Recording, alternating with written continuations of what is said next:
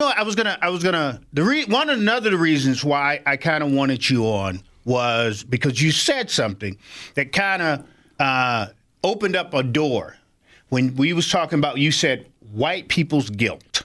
Mm-hmm. And when we was talking about that, and you said that, and you kind of went into it a little bit, and as you was talking, I was sitting there going, I get it.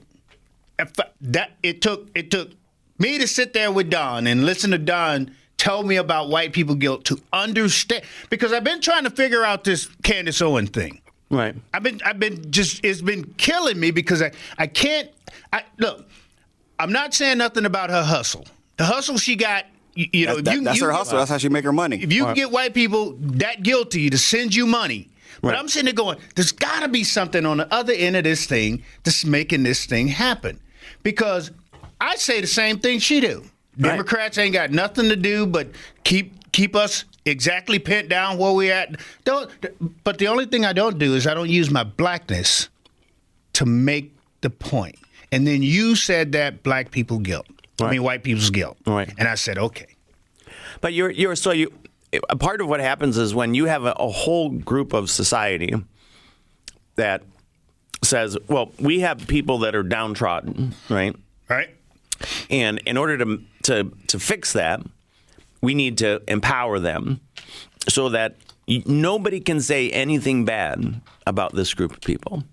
And then we make it a social norm. And we do it with one of the three most powerful emotions in human history, right? So what the three most powerful emotions are: first, love; second, fear; third, shame, right? So you use shame against people and you say, we're going to shame you if you talk out or speak out against this group of people because we're trying to empower them. And so what happens is the rest of the people start feeling guilt and shame, and they do, and especially over a long period of time, especially a generation. If you can do this for a generation, you can change a lot about society. And so now what happens is we have one group that's really, really over-empowered because if you think about it, they're just the same as the other group, and the other group that has a lot of shame and doesn't want to say anything. So much so that we had a gay activist from Minneapolis on, and I made this little post about Ilhan Omar, and he came immediately to her defense. And it took me a while to think about it, but I thought, you know what? I don't understand how this gay drag queen show promoting Northeast Minneapolis 25-year-old can outright support Ilhan Omar, and then defend her, because Ilhan Omar is a part of the most conservative group of people on the planet, right? Mm-hmm. So collectively, Islam is very conservative. And Islam admits to being collectively very conservative. So here are all these parts of Ilhan Omar and her life and her religion and how she was taught and what she believes and how she was raised. And here's a guy on the other side that hates all of those things collectively. Okay. But will not only not say anything bad about her, but will jump out to her defense.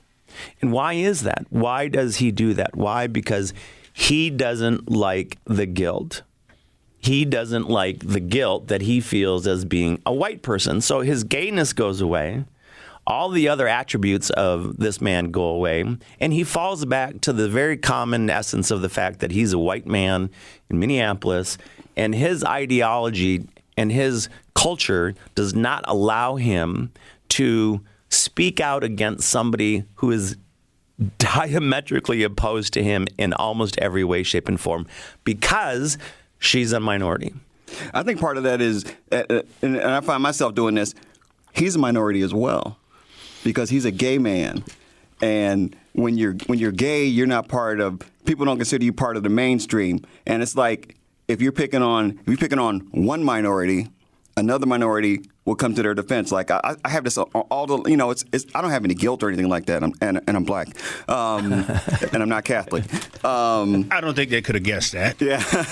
So and I find myself having to defend other minorities all the time. But it's when you sit there and think and you watch what they're saying about people, I can empathize, because you were saying the same damn thing about me 30, 40 years ago, when it was in fashion. It was okay to say bad things about black people.